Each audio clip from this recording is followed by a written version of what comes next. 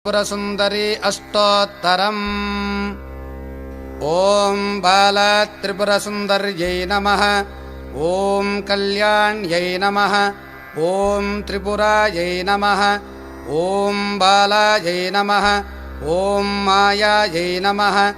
ॐ त्रिपुरसुन्दर्यै नमः। ॐ सुन्दर्यै नमः। ॐ सौभाग्यवत्यै नमः। ॐ क्लीङ्कार्यै नमः। ॐ सर्वमङ्गलायै नमः।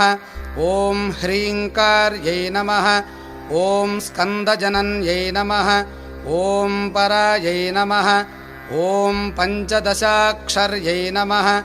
ॐ त्रिलोक्यै नमः। ॐ मोहनाधीशायै नमः। ॐ सर्वेश्यै नमः। ॐ सर्वरूपिण्यै नमः। ॐ सर्वसंक्षोभिण्यै नमः।